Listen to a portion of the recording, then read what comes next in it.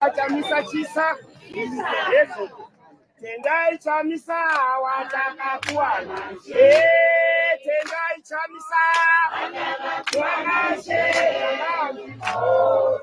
takangi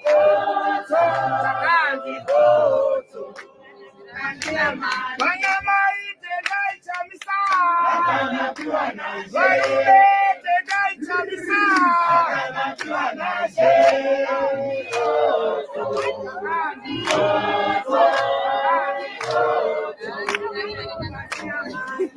Bawe tendai chamisa tendai chamisa Takandi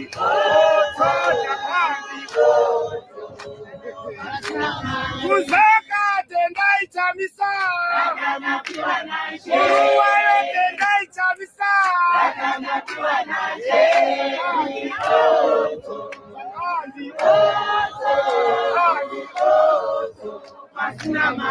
Bawe tendai chamisa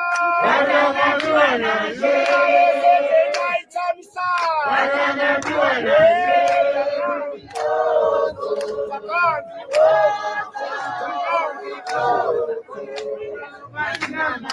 Amai tendai chamisa tendai chamisa Takangi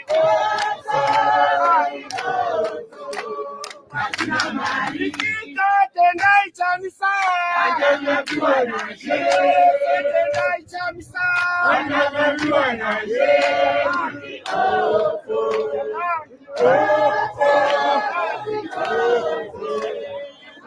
Chisa chamisa chisa yawone chinhu chakanaka president chamisa ZANU PF muri pano.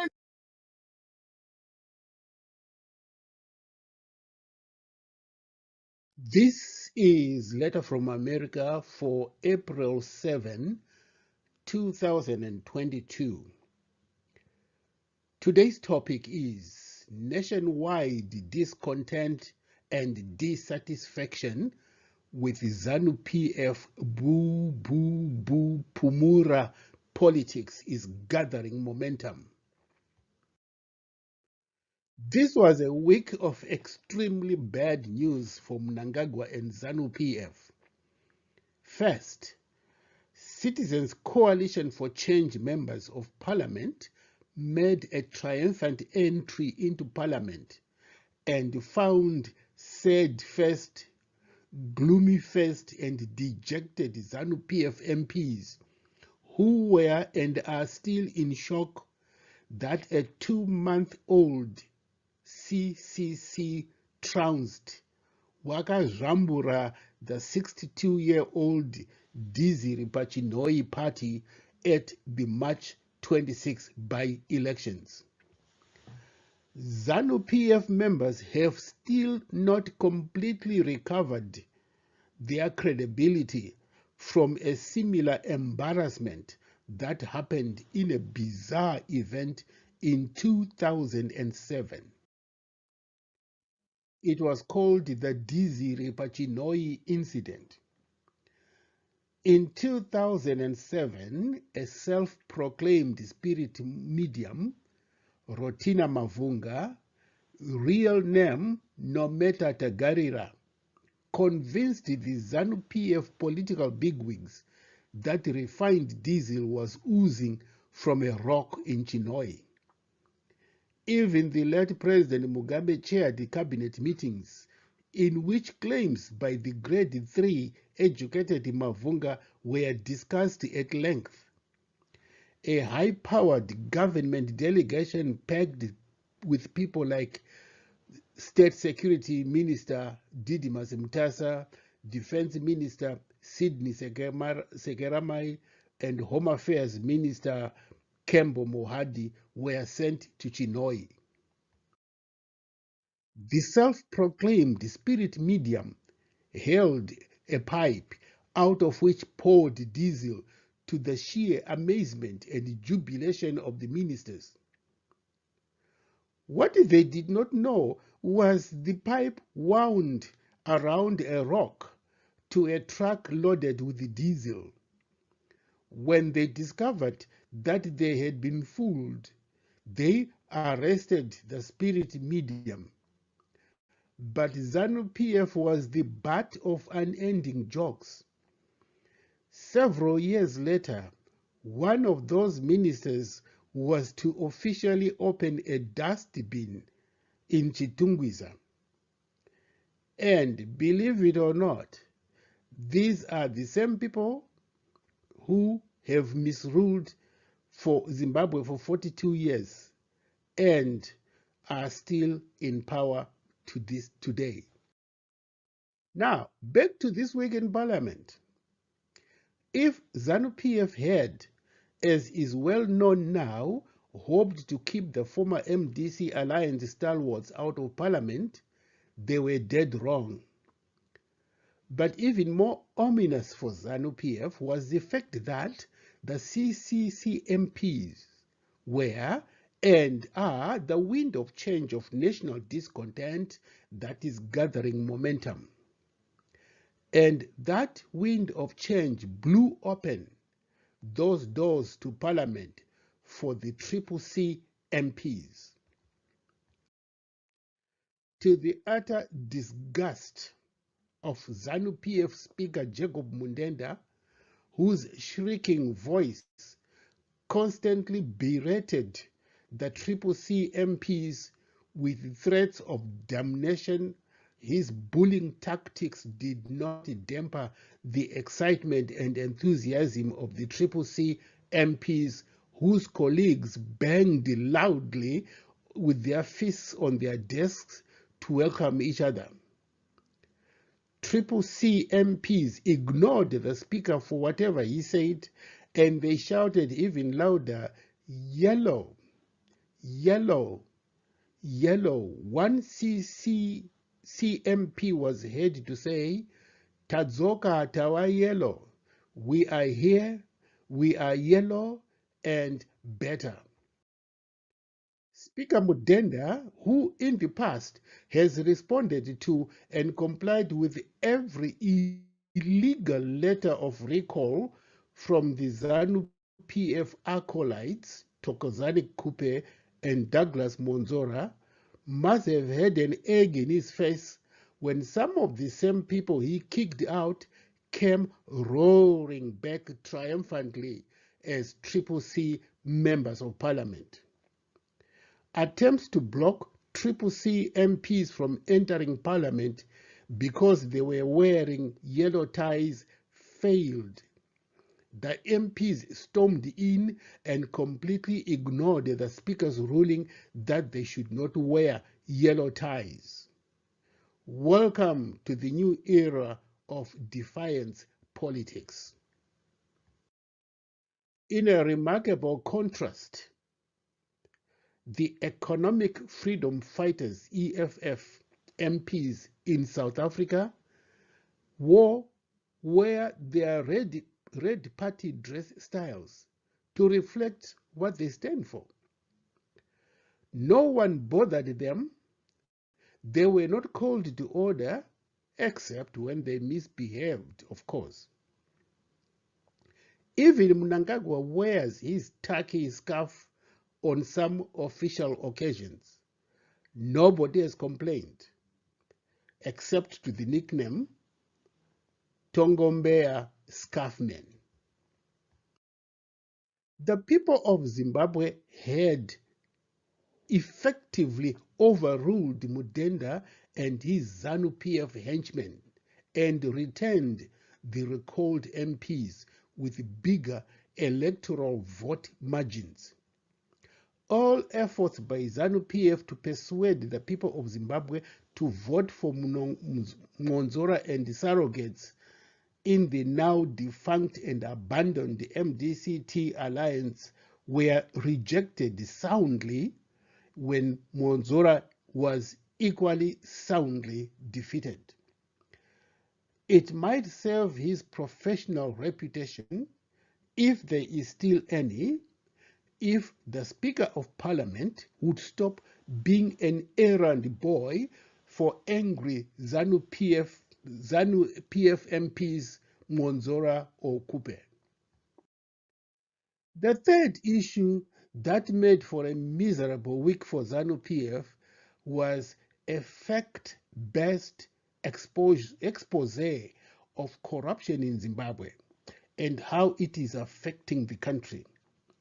Award-winning investigative journalist Hopewell Chingono addressed the Conference on Human Rights and Democracy in Geneva, Switzerland, and revealed that every month Zimbabwe loses $100 million through corruption.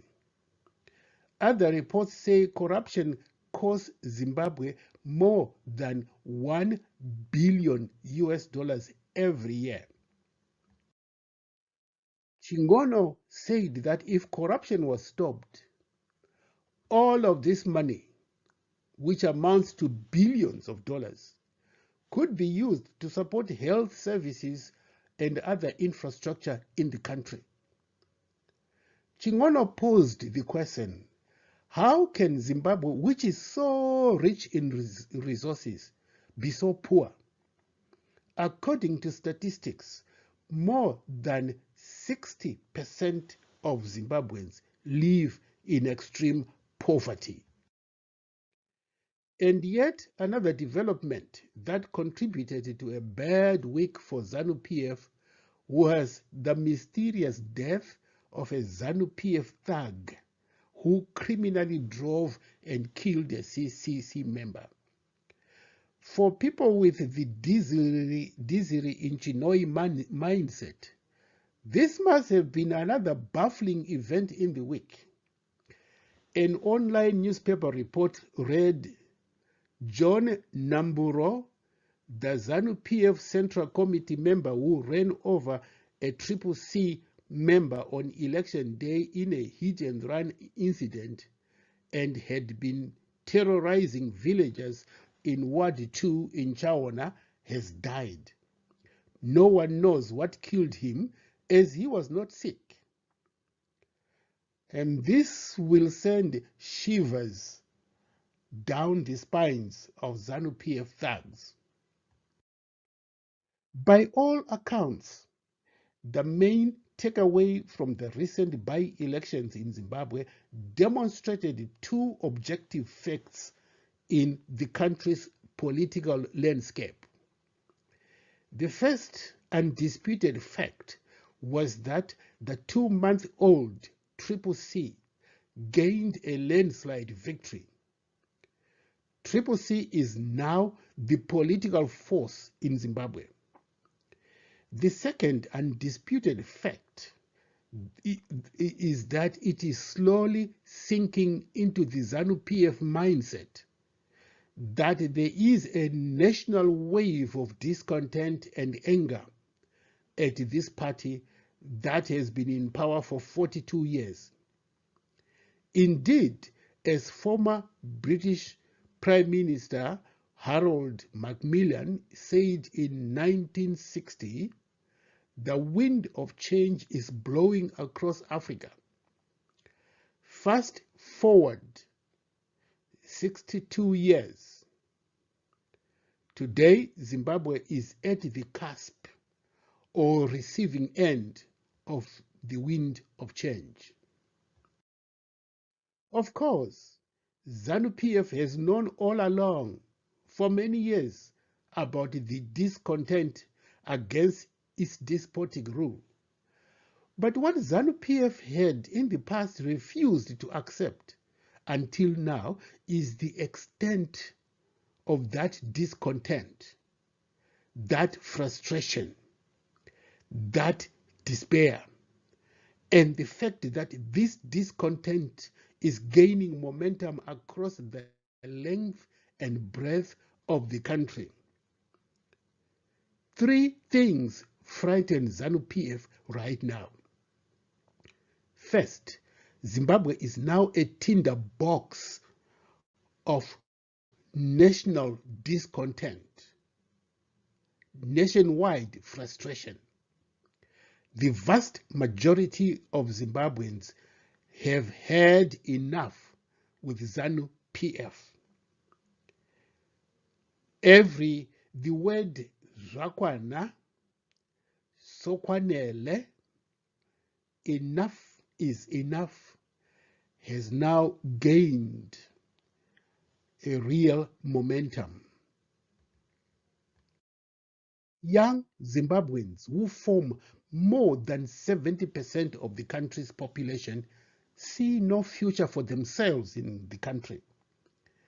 In this politically toxic environment, nobody knows what single incident or a combination of events will spark off a conflagration of mass uprising that will potentially leave this country in ruins.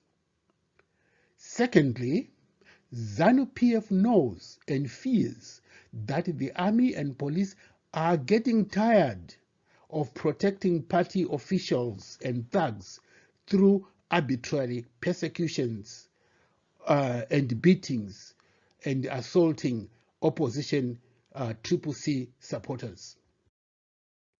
Without the army and police, where would ZANU PF be? This is exactly what the late Robert Mugabe asked at a secret meeting some years ago. He knew that ZANU PF had survived and still does by hiding behind the army and the police. But all of this is about to change. It is reported that at police and army camps, soldiers and police officers voted overwhelmingly for CCC candidates in the last by-elections. One widely reported event was at Chikurubi, where practically everyone voted for CCC. The old guard ZANU PF army and police, who occupy the higher echelons of power and control, are retiring. They are growing old and they are dying off. They are being replaced by a more youthful generation who has no allegiance to the Liberation War credentials, for the simple reason they were not born or were babies when independence came in April 1980. Advocate Chamisa, the president of CCC, was probably being fed baby food by his mother in 1980. His approach to today's political environment focuses on improving people's lives and opportunities. And his message resonates very well, not only with more than 70% of the Zimbabwean youth population, but also practically the vast majority of Zimbabweans who see their lives stuck in the bottomless sludge of poverty. The new generation of the youthful officials, some right at the top in the ranks of the army and police and CIO, do not follow the outdated and useless ZANU PF slogans.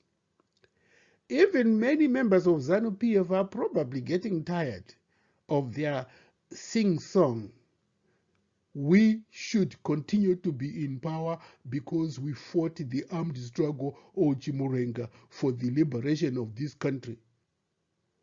But to the majority of Zimbabweans, this monotonous, broken record sing-song sounds like a hunter who goes out to hunt and comes back with nothing.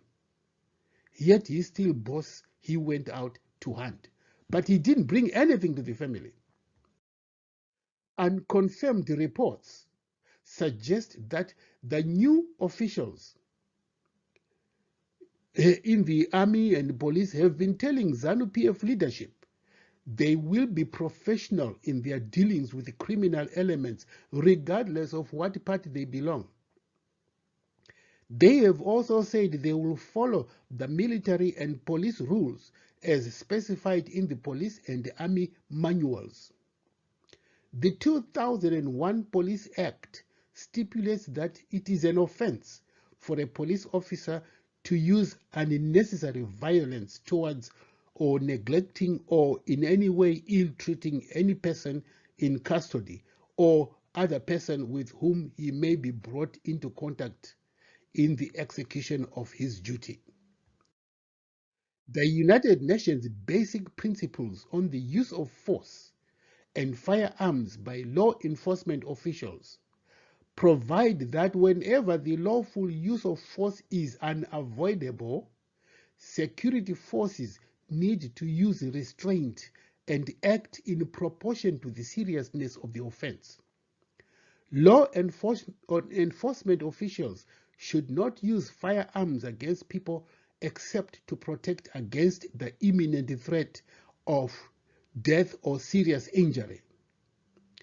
Many diaspora Zimbabweans have sent and are sending messages to police officers known to have used politically motivated violence against civilians that they risk being prosecuted for their crimes against humanity when a government that follows the rule of law is established in Zimbabwe. And nobody knows when that will be.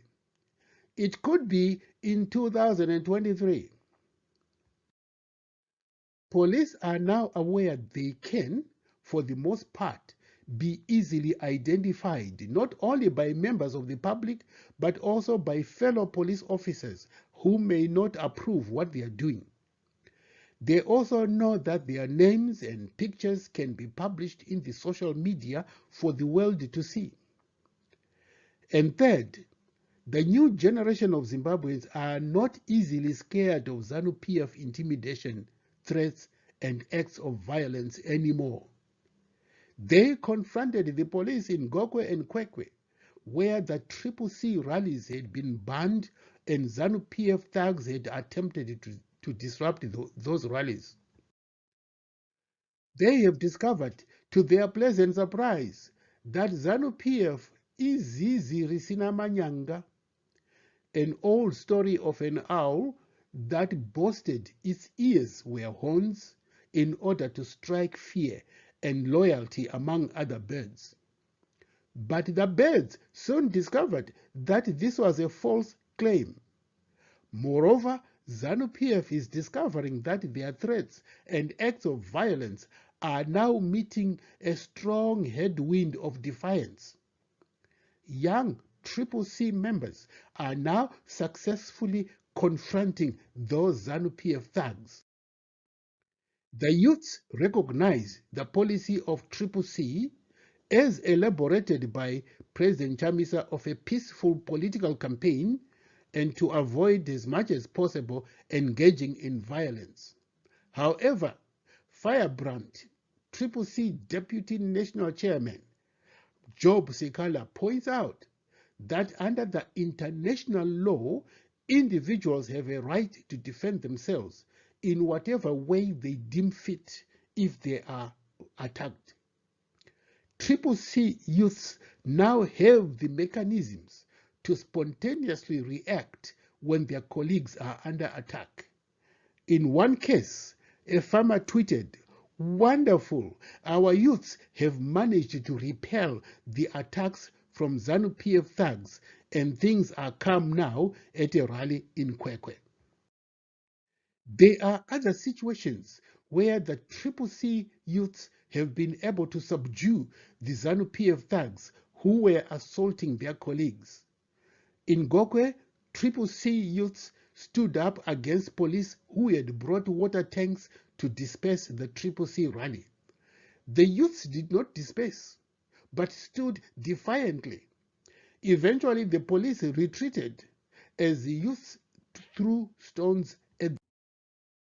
However, the old guard ZANU PF elements are still stubbornly daydreaming that they will rule forever. ZANU PF Secretary for Administration Obed Mpofu has declared that the ruling party will never surrender power, saying, "We are going to be in power for a very long time." Well, someone should remind Comrade Mpofu that 52 years ago, someone said something similar. On March 2, 1970, The then Prime Minister of Rhodesia, Ian Smith, boasted that there would be no black rule in 1,000 years. But 10 years later, black majority rule came to Zimbabwe in 1980. And Ian Smith lived long enough to see the wind of change sweep across the old Rhodesia. It will be interesting to ask Comrade Mpofu about what he said when ZANU PF, like Ian Smith, finds itself out of power given its loss of credibility and support from the vast majority of Zimbabweans. A former member of ZANU PF has described the party as a shadow of its former self. That is, a shell without substance. And if police and army support is withdrawn, ZANU PF will collapse like a deflated balloon. The clear message to Mnangagwa, Chiwenga, and the ZANU PF is that this was a bad week for them. And to make matters worse, things are, from today, now going downhill for this motley crew and their decrepit party. An emerging nationwide coalition of the willing is forming. Now that Zimbabweans have come out of this experience wiser and even more determined to confront and defeat this ZANU PF monster. Thank you for listening. This concludes today's broadcast of Letter from America, a weekly in-depth analysis of the situation in Zimbabwe. Thank you for listening.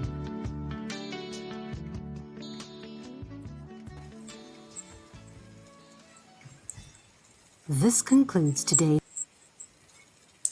Blessed day to you all, Change Radio viewers and listeners joining us, whether you're joining us on Shepherd Judas page or on our YouTube Change Radio page or on our station Change Radio.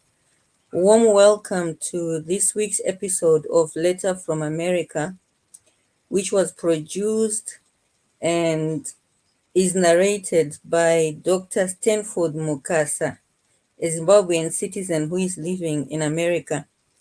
Today, Dr. Stanford, in the video that we just watched, was talking about the national discontent and dissatisfaction with ZANU PF, boo, boo, boo, Pumura politics is gathering momentum.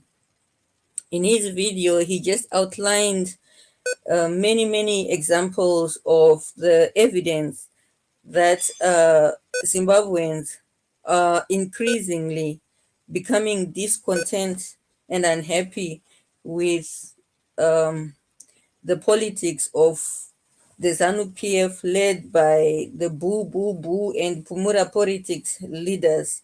God bless Pumura leaders.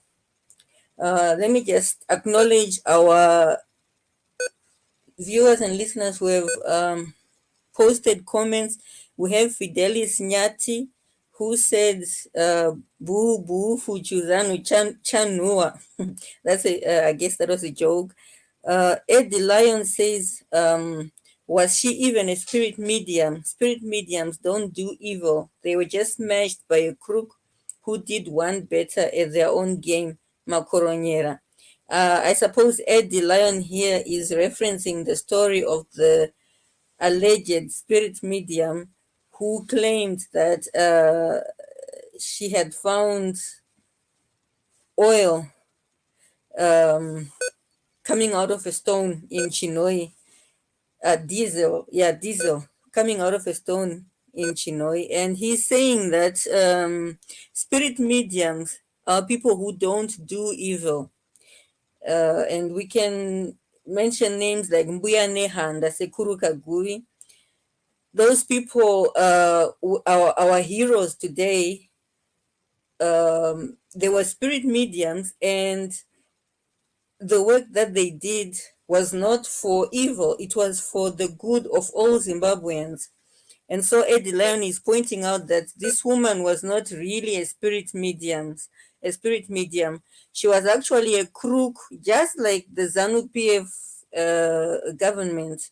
And they actually met their match in this woman, and she did one better at their own game. So she beat them at their own game. And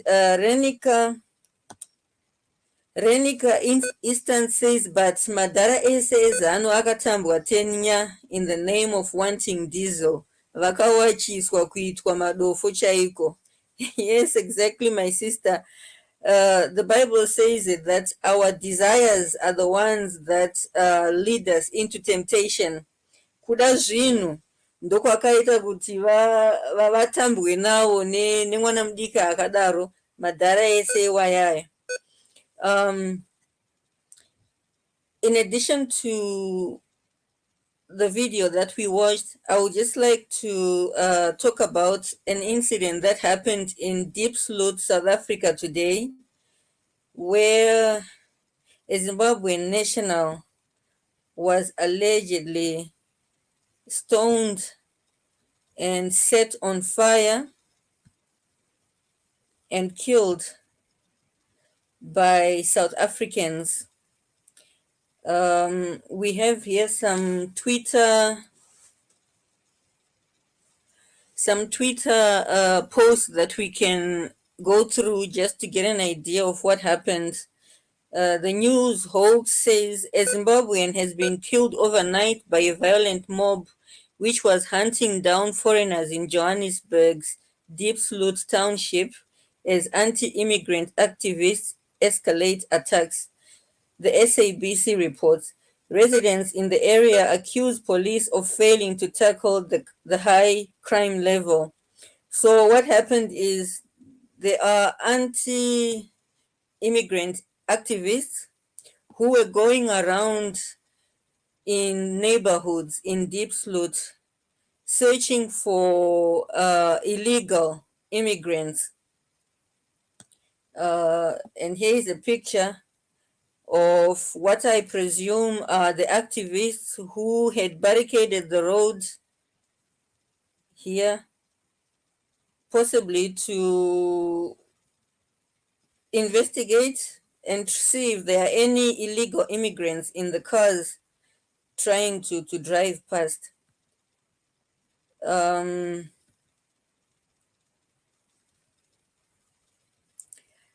Let's see, and here another tweet says the man killed in Diepsloot overnight has been identified as Elvis Nyati. His wife Nomsa is distraught this morning. She says people came banging on their door asking for their passports. And here is the picture of the wife of Elvis Nyati. Her name is Nomsa. And according to reports, as we have just heard, she said there are people who came banging on their door during the night, demanding passports. And what I have read somewhere else is that when these people came to their door, Elvis Nyati ran out.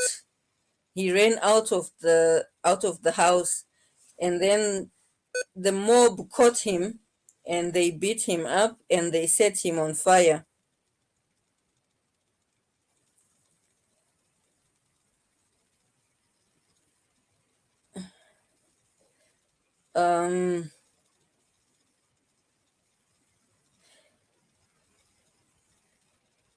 Someone called Chief Justice Mogoeng his Twitter says the death of Elvis Nyati, a black man burnt alive by black people in Diepsloot, South Africa, should serve as a reminder that just going around profiling other blacks leads to vigilantism.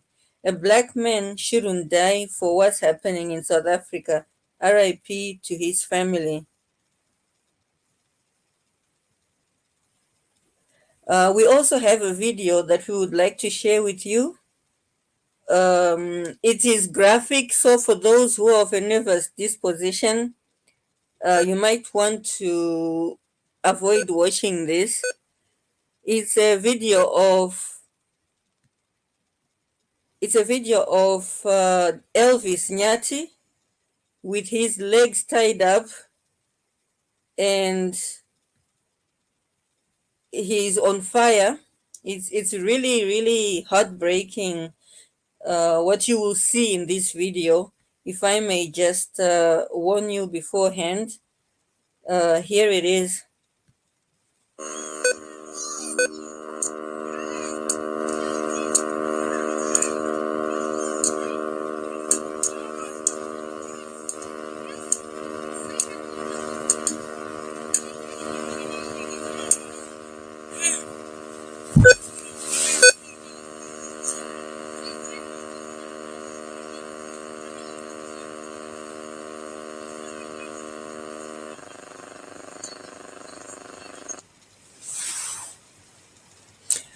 That was the video, my brothers and sisters. For me, it's really really, it's very painful to watch such footage and to just to try and to understand what's wrong with South Africans. How can all those people stand and watch a fellow African being beaten and set on fire by fellow Africans, and his only crime is that he doesn't have a passport? He is an illegal immigrant in South Africa. I don't understand, because it's not so long ago that South Africans sought refuge in Zimbabwe and in other African countries when they were being subjected to terror.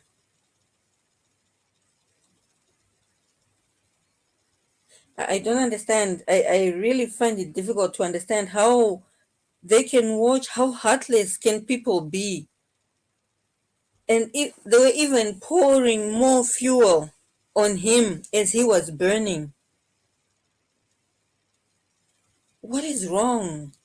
What is wrong with us as Africans?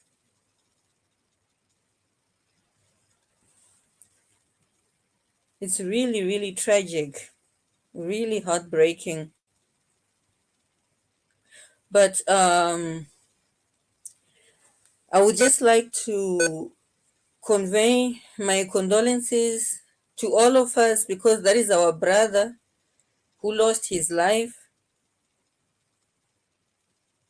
And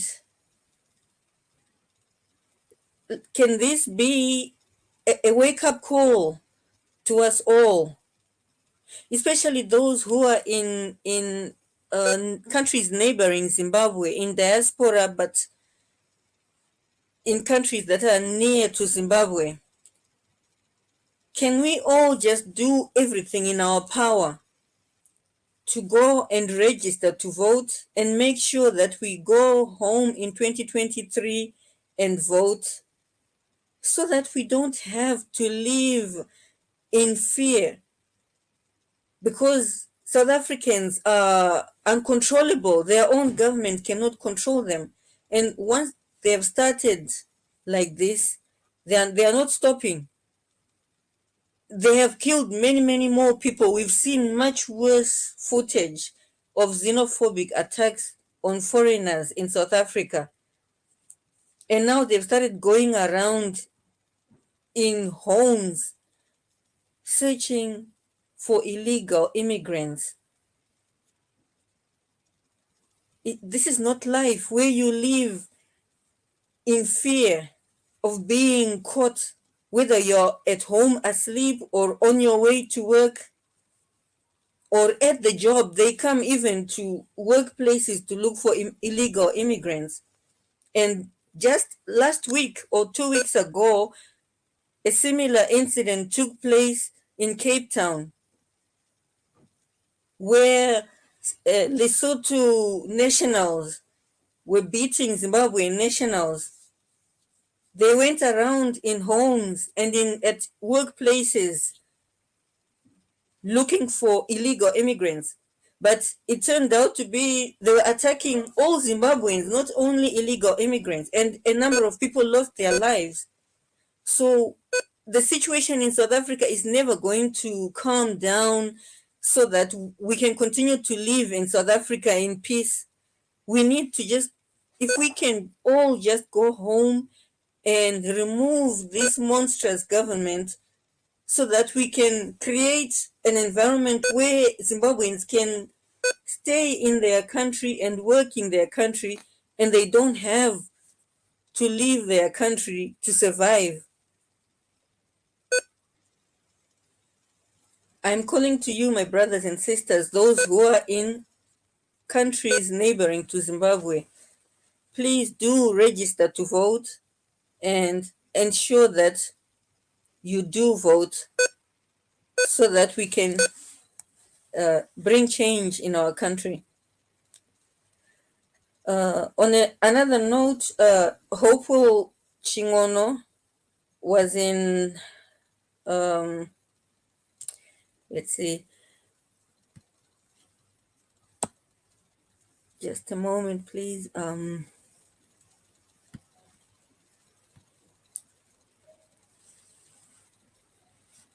Yes.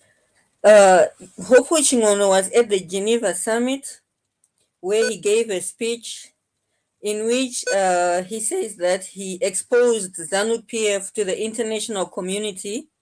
Maybe we can just watch this. It's about 9-minute video of Hopeful Chingono's delivery.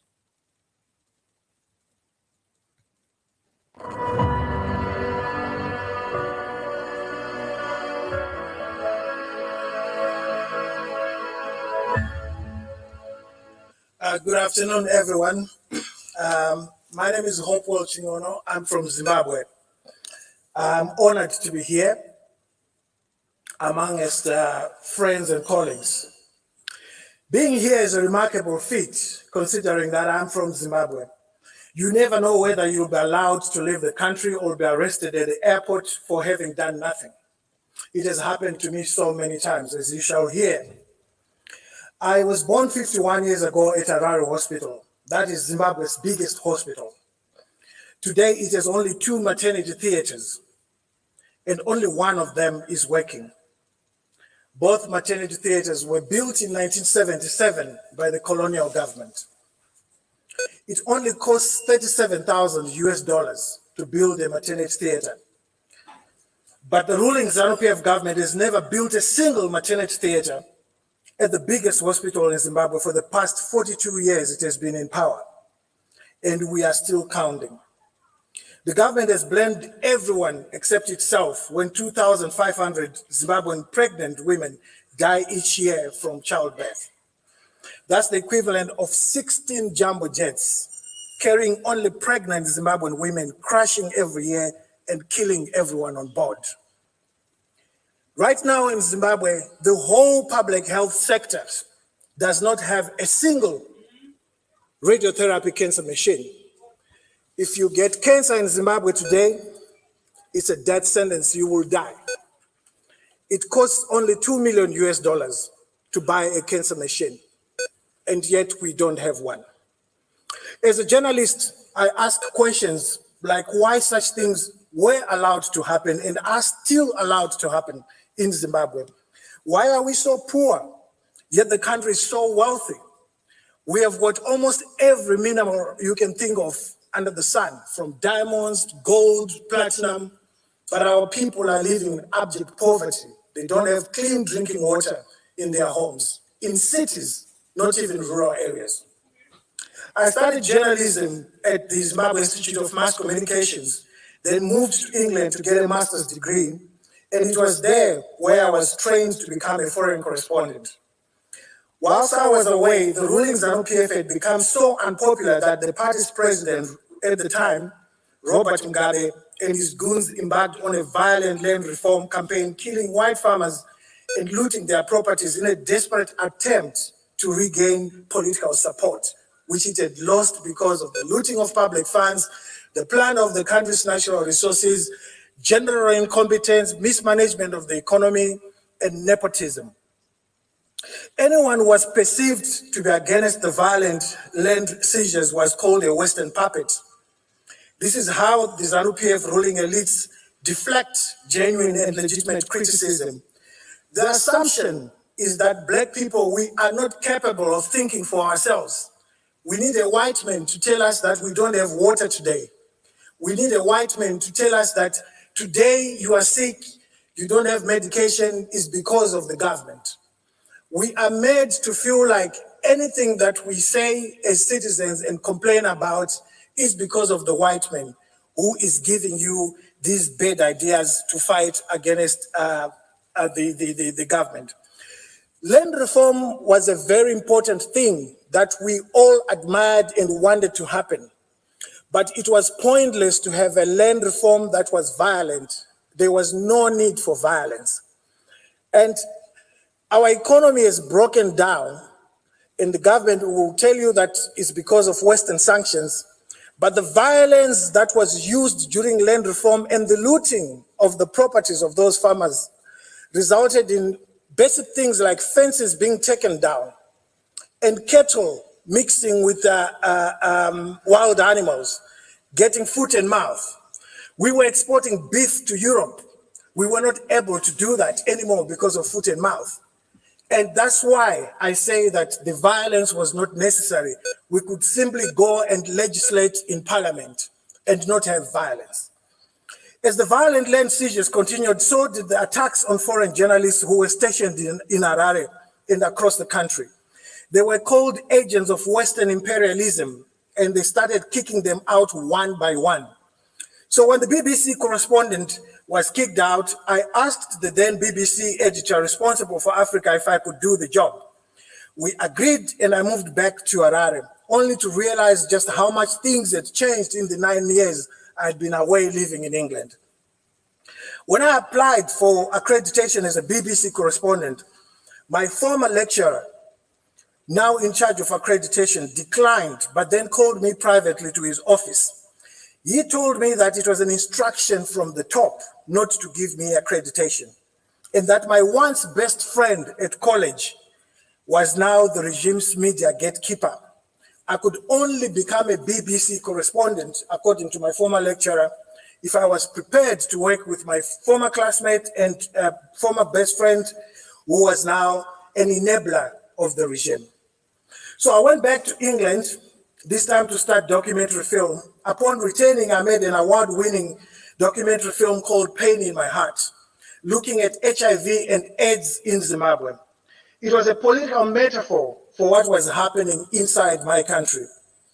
When the foreign news editor at Britain's biggest private news organization, ITV News, saw the film, he hired me to cover Zimbabwe. It was one of the most defining episodes of my career. This was 2008. And there was a major election slated for the 29th of March of that year.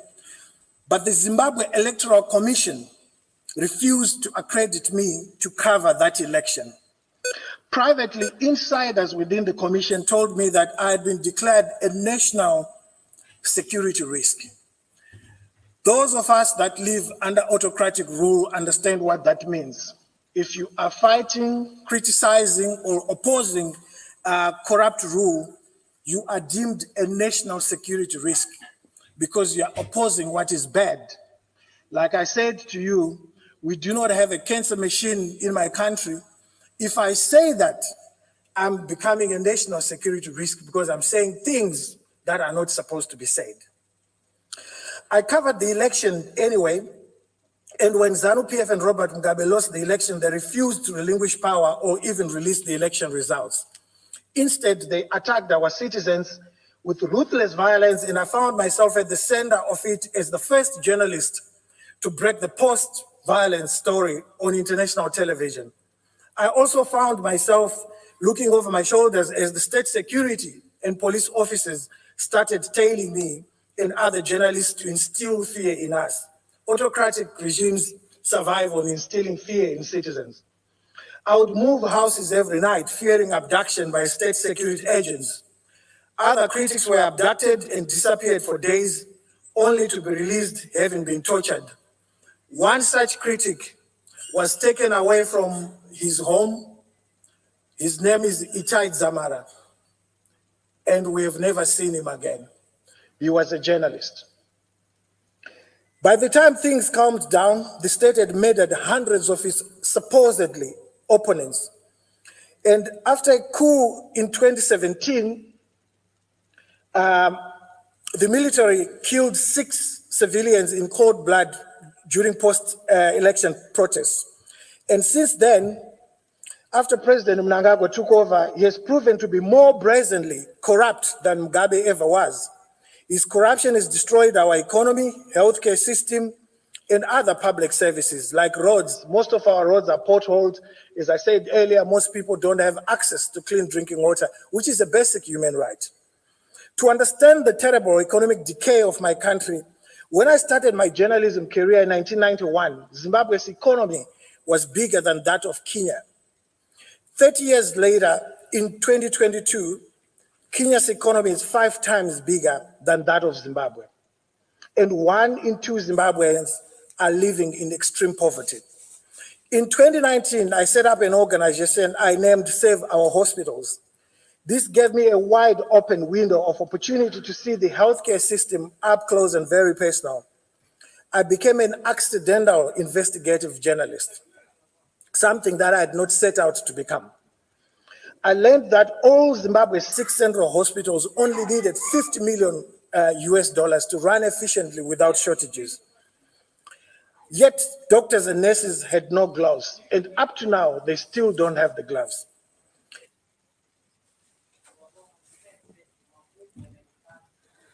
So there you have it, my brothers and sisters. That was Hopo Chingono at the Geneva Summit. I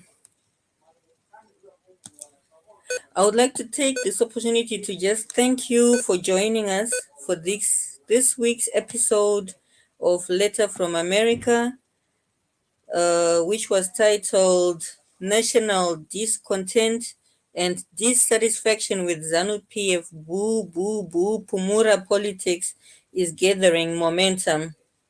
I would just like to encourage you to follow, subscribe to, or join any platforms that are working for the struggle. Platforms like ZimI or the CCC. If you can follow the CCC Twitter handles or the Change Radio Twitter handle, if you can subscribe here on our Change Radio YouTube or Facebook page or Shepherd Yuda's page, if you can join, follow, or like all these progressive organizations, and make it a point to disseminate the posts, the information that you get from these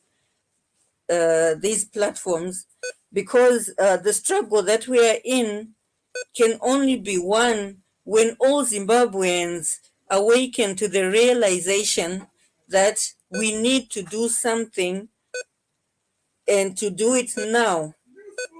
That this window of opportunity which we have in 2023, if we allow it to pass, we might not get another one in a very long time. And we really can't afford to lose this window of opportunity. There are a lot of Zimbabweans who are on social media who they take no interest whatsoever in the events that are happening on the political scene in our country, despite all the difficulties that our fellow citizens are facing on the ground. And we need these people to come to the realization that without them, without all of us Zimbabweans coming together and rising and speaking with one voice, our chances of freeing our nation in 2023 are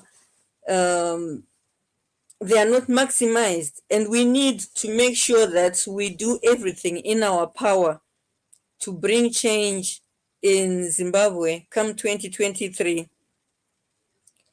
There are two comments that came in when Hopo Chingono was giving his presentation. Nelson Ngube said, Mukoma Hope, ndinovadira chokwadi. Yes, exactly. And the chokwadi ichocho ndo chichatisunungura. You will find kuti vanhu vari kuGeneva Summit, information yavari kupuhwa iyoyo inotibatsira vanhu vakawanda vasiri maZimbabweans. Kune zvakawanda zvinoitika muZimbabwe zvavasingatomboziva, zvekuti tinogona kunge tichichema tichiti sei international community isingapindire, but sometimes it's because vanhuwo munyika dzavo vane zvavo zvavanenge vachidhila nazvo, news dzavo dzinenge dziri about their own internal issues, nema-issues akaita Russia-Ukraine war. So they might not even be aware of the extent of terror in Zimbabwe. So it's very important for us to take all these posts, all these information, and spread it the way that Hopo Chingono did at the Geneva Summit. We should all, at our own level, in our own capacity, spread information in the same way. The more we manage to bring awareness to the situation in Zimbabwe among fellow Zimbabweans who are inactive relative to the situation in our country, and among the international community, the higher are the chances that we can defeat this monstrous regime come 2023. Nelson Madzikatire also commented on Hopo Chingono's delivery. He says, this guy is so good at his job. Yes, you're very right. We are thankful. We are very thankful to God for people like Hopo Chingono and our president, Nelson Chamisa. They are playing a very big role in this struggle that we are in at the moment. I would like just to remind everyone to ensure that if you are in a position to go home to vote, please register to vote. If you have any questions to do with voter registration, you can call this toll-free number which is on the screen right now. The number is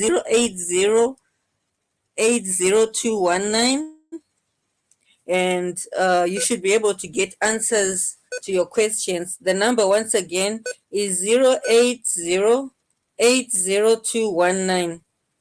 And for those who are already registered and would like to check their registration status, there are two options that you can use. If you are an Econet or Net1 user, you can dial *265# and you will receive a text message with your voter registration details. Alternatively, you can visit the website which is on the screen, the zac.org.zw website, and you can check your voter registration status there.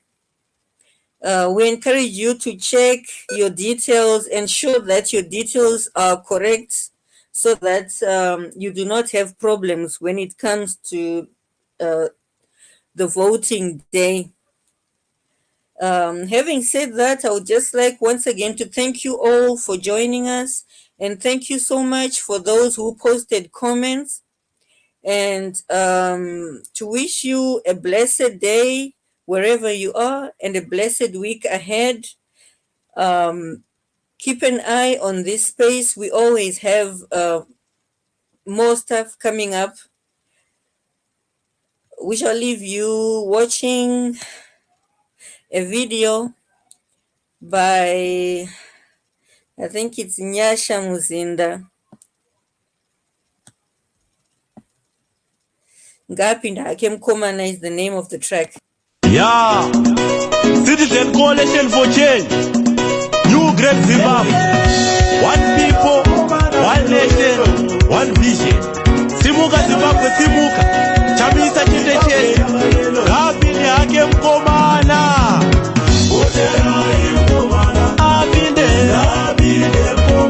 Voterai, Abinde, Voterai,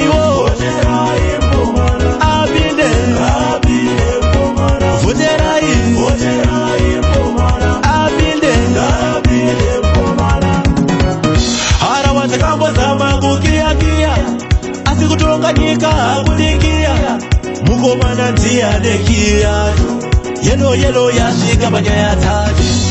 Yeah, Citizen Coalition for Change, New Great Zimbabwe, one people, one nation, one vision. Simuka Zimbabwe, Simuka, Chamisa Chete, Ngapinda Hake Mkomana, Abinde, Voterai, Abinde, Voterai, Abinde, Voterai, Abinde, 2023 kana movota, Voterai, Chamisa, Mazimbabwe kana movota, mugovoterawo Chamisa, Yao kana movota, Yao kana movota, kana movota, Yao kana movota, Abinde, Voterai, Abinde, Voterai, Abinde, Voterai,